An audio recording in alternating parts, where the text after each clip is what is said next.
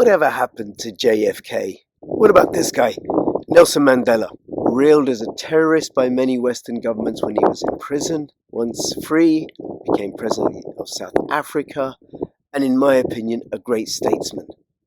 I remember getting interested in politics during the days of Ronald Reagan. I wouldn't necessarily go along with his politics, but you know something? He did negotiate peace between the United States and the Soviet Union with the START treaties that reduced nuclear weapons on this planet. Charles de Gaulle, President of France, and these political titans, Margaret Thatcher and Tony Benn. Now, whether or not you agreed with their politics, all these people stood for something. They had conviction, they had quality, they were able to carry people with them. And who do we have right now? Well, instead of political heavyweights like JFK and Nelson Mandela and Tony Benn and Margaret Thatcher, we have midgets like Rishi Sunak, Lynn Truss, and Keir Starmer, the leader of the British opposition, the Labour Party.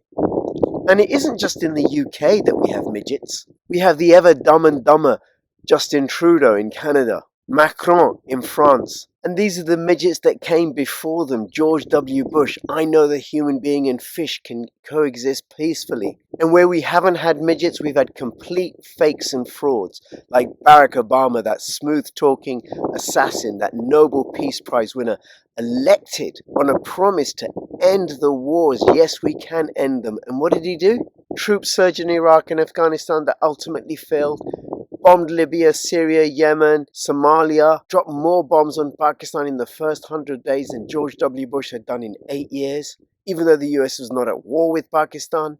Fools, fakes, and frauds, culminating in the ultimate fakes and frauds, Kamala Harris, and that ultimate titan of politics, the ultimate political heavyweight of all time, Joe Biden. Secondly, we're in a situation where we have put together, and you guys did it for our the President Obama's administration before this. We have put together, I think, the most extensive and inclusive voter fraud organization in the history of American politics.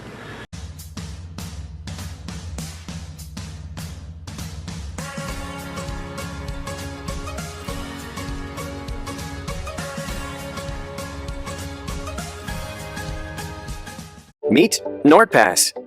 It creates strong passwords for you, keeps them safely locked in a single place, and automatically logs you into all of your favorite online accounts. And you can access it all on all of your devices, even when you're offline.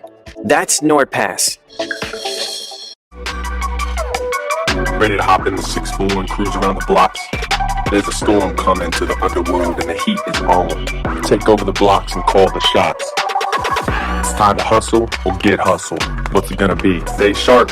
It's a dog-eat-dog world out there. Don't let them catch you slipping. Only real gangsters thrive in the dope wars world. So how come, in a democracy, you'd think that the brightest would rise to the top because they're the ones that capture the votes, that appeal to people, that present positive ideas, that have a vision, and that a democracy encourages meritocracy.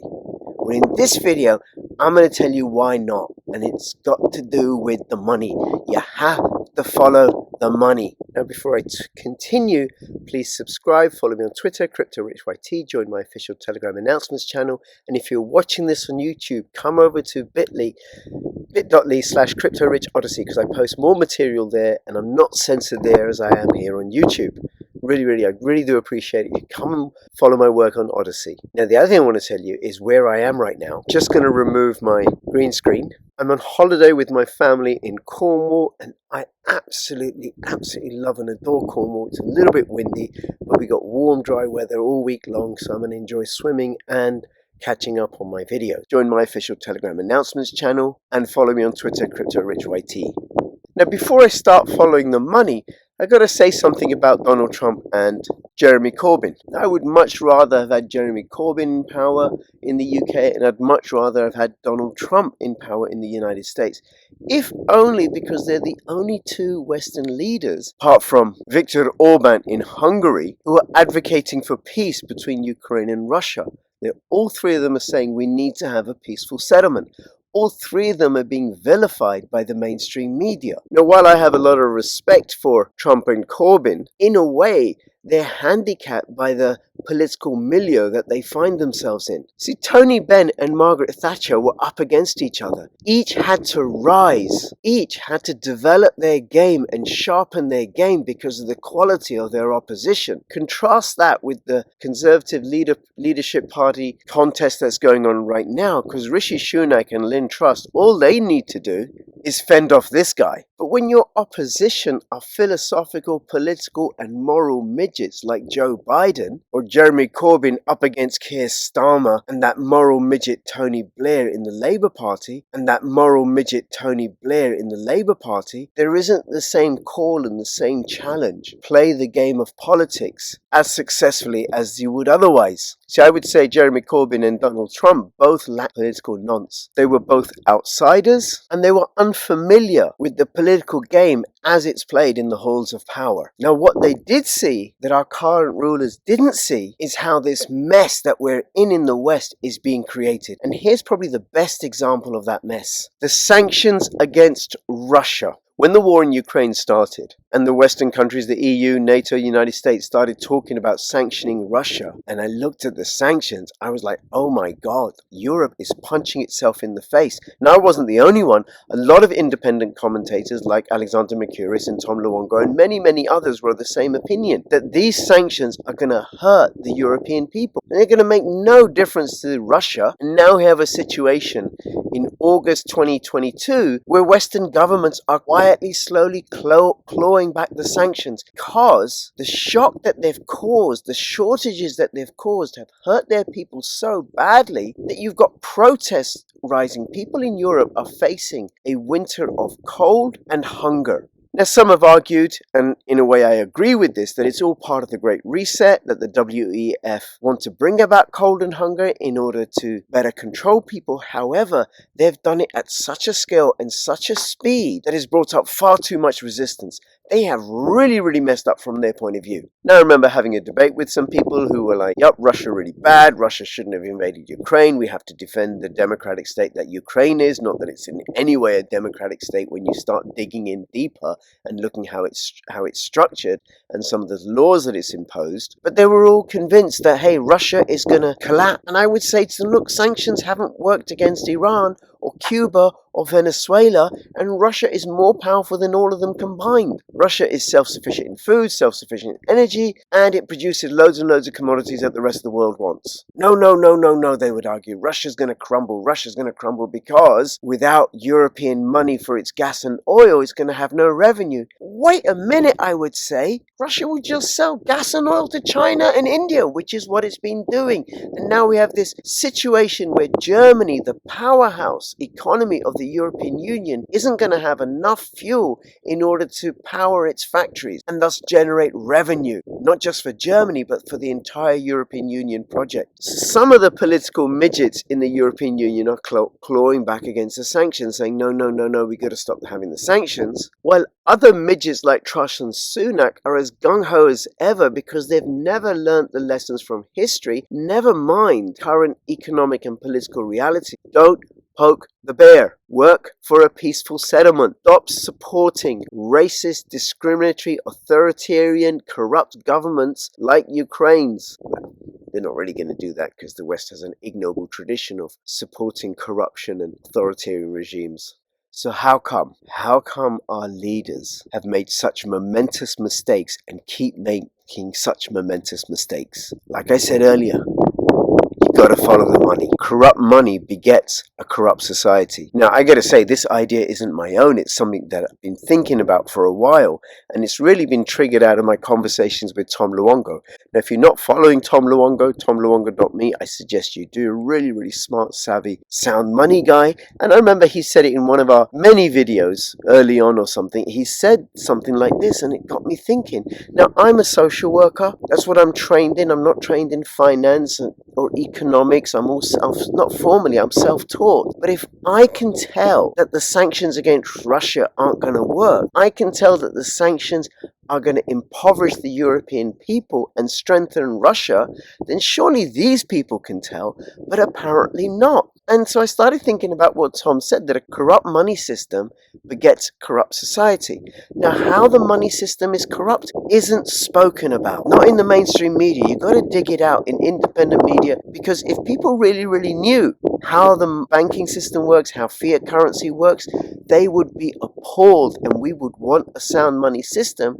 And the sound money system wouldn't give a certain cadre of society the advantages that a fiat money system does. Now, while not being trained in economics or finances formally, I do have a training and I think an understanding in how human beings operate. One, as a child protection social worker, because I see the worst instincts of humanity being played out. You know, if a parent can abuse their own children, then abusing people that aren't related to them, well, that's not too much of a stretch, and that's what we do as human beings. And the worst expression of that would be the genocides. And of course, if you're going to commit a genocide, you've got to do it real smart. Just like how the Nazis tricking Jewish people to line up to go into the gas chambers, saying you're just going to go in there to wash yourself of lice. Because if they said, hey, listen, you're going to go in there and we're going to gas you to death, they wouldn't have gone in, they would have rioted.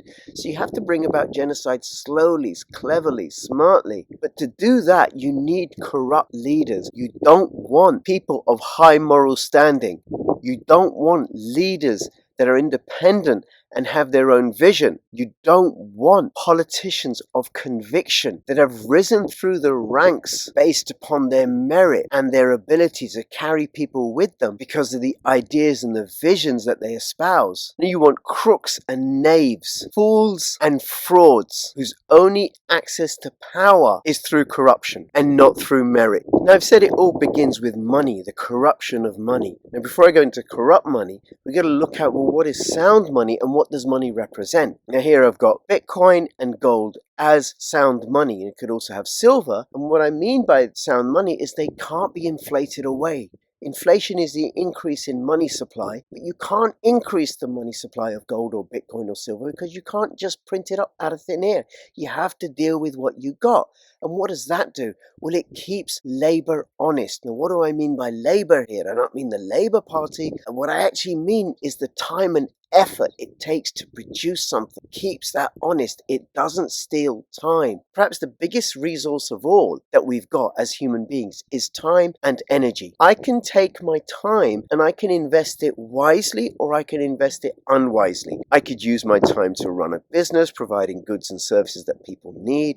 I could use my time to craft something essential, like, for example, shoes, or I could use my time to farm, or I could use my time to offer my services, sending out retweets of different projects or doing media studies. Some of those activities are actually going to contribute to wealth and are going to produce goods and services that people actually want and need. So let's say I'm a craftsman cobbler, and it takes me 10 hours to make some beautiful, beautiful shoes. Really great, wonderful, valuable shoes, right? Now, I've invested 10 hours of energy and effort and time and skill into making those shoes. So those 10 hours, I need to be able to tokenize them or have them represented by something that I can then exchange, for example, some meat. So I go to the local farmer and I say, hey, listen, I got these really, really great shoes and need 10 hours of work and effort and raw materials that I worked with, plus my skills and knowledge and experience. Can you give me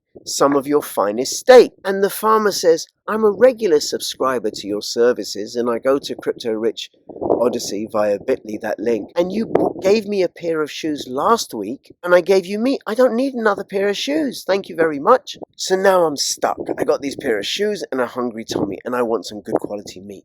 Now, this is where money comes in, because all that is the tokenization of the time and effort and skill that went into producing those shoes. So let's say those 10 hours of work into crafting those shoes have earned me 10 work time tokens, because it is just tokenized energy and effort and time. That's what money is.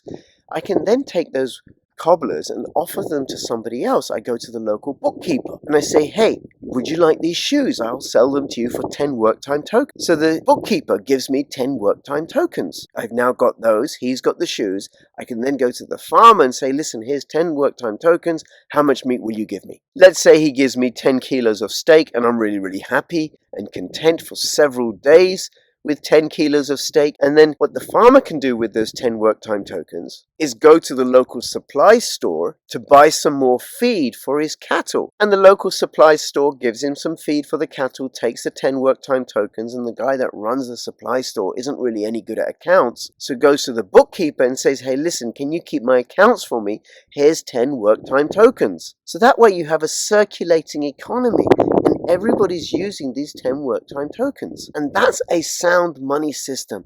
But something happens under a fiat currency system, which is those that control the flow of fiat, and by fiat I mean government decreed work time tokens, dollars, pounds, euros, yen. They have exchange value because the government says that they have exchange value, and because the government tells banks to be able to redeem them for something, although you can't redeem them for anything anymore because none of them are backed by gold or silver or anything tangible. But there's a general agreement in the marketplace that they have value. So let's see how that works in a fiat currency system. So I've produced these shoes. It takes me 10 fiat work time tokens. I go and offer them to the farmer, but the farmer says, I'm sorry, you're going to have to give me 11 fiat work time tokens, or I can give you less meat. Fine, I'll take less meat because I got to eat, right? So now my fiat work time tokens worth 10, representing 10 hours of work, are only buying me 9 kilos of meat. So the farmer goes to the supplier for feed, wants to buy feed for the cattle, but the supply store owner says, listen, the price has gone up of the feed, so your 10 fiat work time tokens aren't going to buy you as much as they did last week. So I'm going to give you less feed. Now, why is the value of the 10 fiat work time tokens going down? Well, it's going down because the supply is being increased.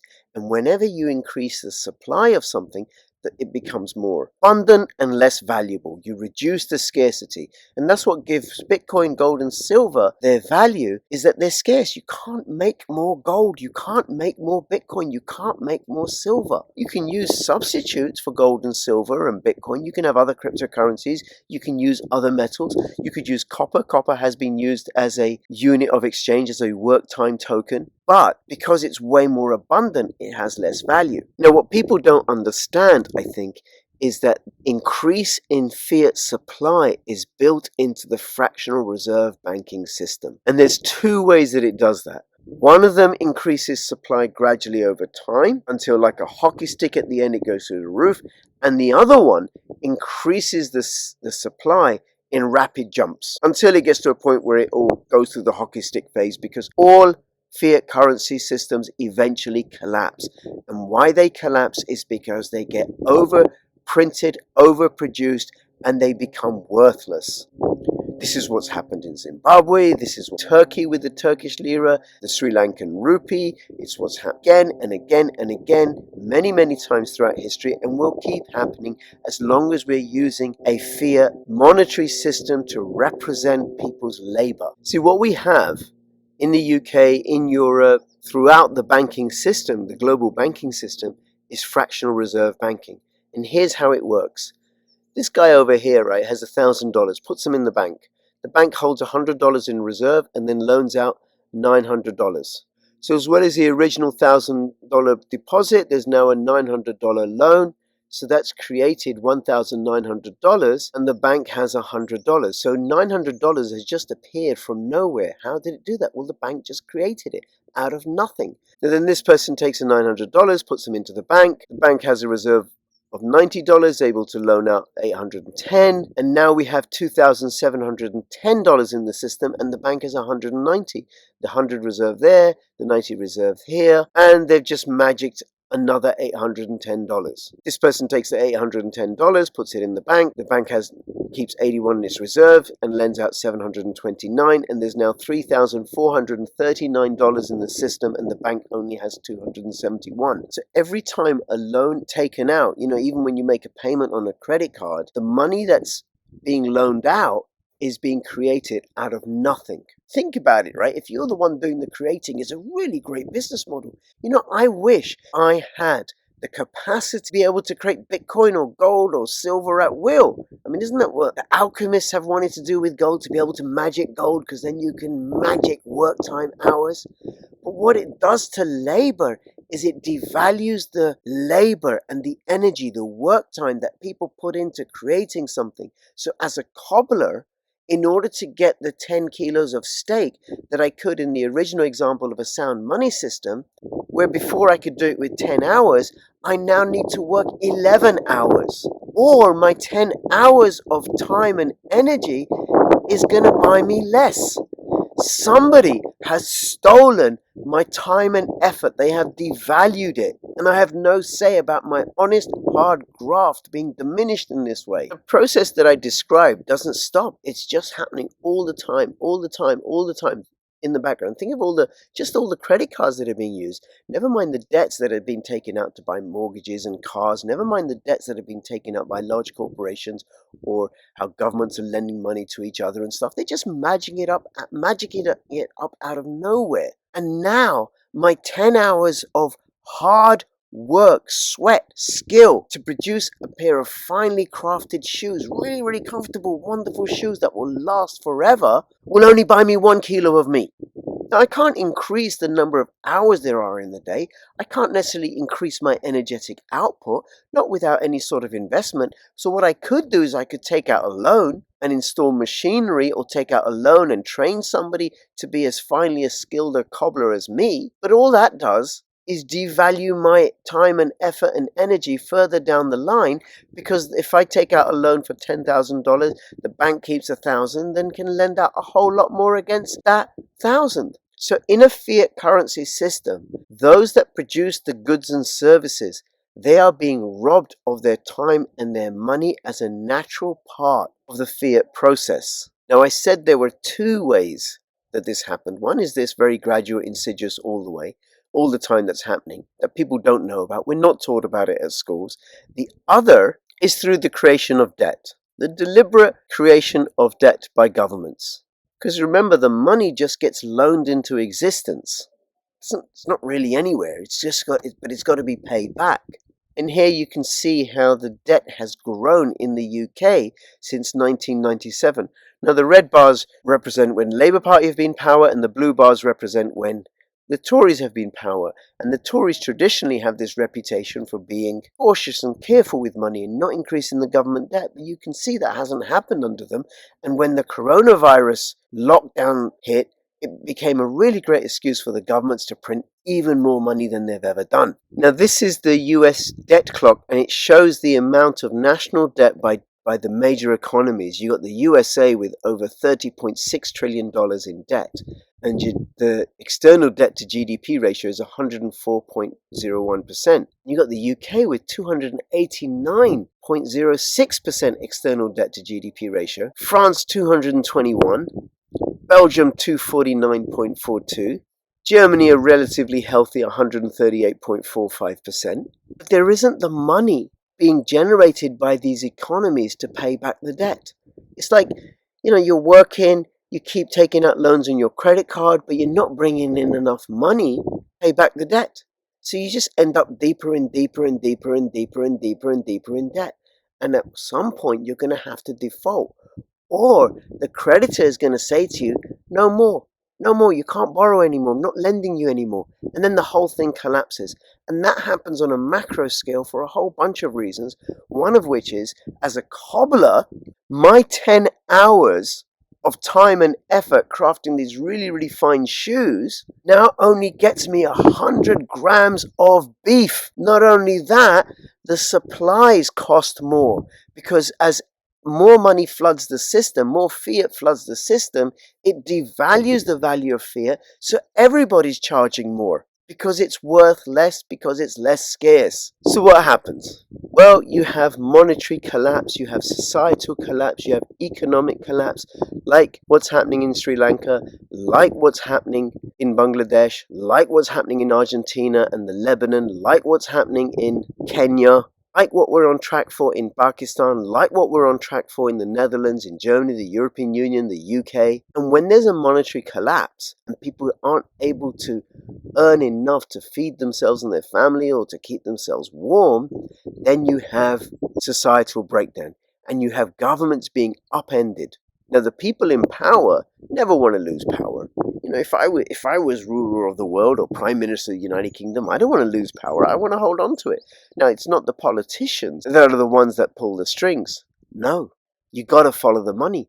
The ones that pull the strings are the ones who are closest to the spigot, and that's due to a particular phenomenon known as the Cantillian Effect. Now, I don't know why this quote that I picked out says the so-called Cantillian Effect. I'm going to ignore that bit.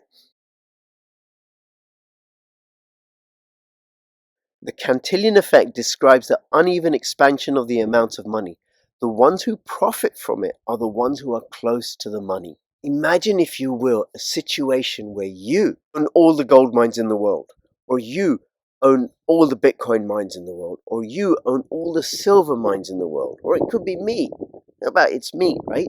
What I'm going to do is I'm going to use the advantage that I have of being close to the spigot, the reward that I'm close to, my friends, my family, my political allies, or I'm going to use that to buy friends and favors within larger society. So the Cantillian Effect gives an advantage to those that are closest to the sources of money. In a fractional reserve banking system, who are the ones that are closest to the source of money? Are the bankers. Over 90% of the pounds that are in circulation currently in the UK have been created by banks, just as part of their normal business processes. It's probably the same in Europe, United States, wherever there's a fiat system. It's the banks that create the money. It's the banks that benefit the most from the Cantillian Effect because they're able to provide funding to buy friends and favors. So being close to the money spigot allows the bankers to create money in order to buy favors, in order to capture people. And the people they're going to capture are the ones whose only hope at success and power are the ones who have no ideas for themselves. No integrity, no skill, no talent. Only hope of power is to allow themselves to be bought and captured. Those that have merit, that have a vision, won't be bought and captured. They don't need to be bought and captured because they will rise on their own. Now, it isn't always because of money that people are bought. Put simply, somebody comes along Joe Biden and says, hey, listen, we will make you president of the United States, but you will do our bidding. We will make you leader of the opposition, but you will do our bidding. And we will get the mainstream media to rubbish and smear your opponent in order to support you. But once you're in power, you will do as we tell you to. And that means offering no real opposition to whoever leads the Conservative Party. That means pretty much following the same playbook as every other puppet that we've installed using the incredible resources that we have thanks to the fractional reserve banking system that allows us to magic money out of thin air and buy and own and capture stupid, visionless, morally corrupt fools like this who cannot think for themselves, who offer nothing but brainless platitudes and going to make no difference to the quality of people's lives or how society is run. And this is why Germany, the European Union, the United Kingdom run themselves into the ground. Just look at how Joe Biden has destroyed what he inherited from Donald Trump. And the solution to all this? Sound money. Bitcoin, gold, silver, and true accountability, and an end to the theft of people's time and labor. Alright, this is Crypto Rich signing out. I'm in sunny Cornwall. Cornwall, by the way, is just my favorite part of Britain. Let me know what you think about my argument. Anything you want to add, anything you disagree with, put them in the comments below. Please do subscribe bit.ly Crypto Rich Odyssey. Follow me on Twitter and join my official Telegram announcements channel. This is Crypto Rich signing out. All the best. Bye-bye. I want people to know about this website, phmpt.org. phmpt.org. It started in end of January. It's public health medical transparency. It's a charity. They sued the FDA and Pfizer to get the Pfizer trial data. And the FDA said, yes, we'll release it after 75 years. And the judge said, no, you start releasing it now. And it's getting no publicity on the mainstream media. So please go check that out. Let people know about this website so they can discover what is in those injections, because it's not good. It's not good. It's not good. And people need to know, don't take, if you've had it, don't have any more. Don't do it. Don't do it. Don't do it.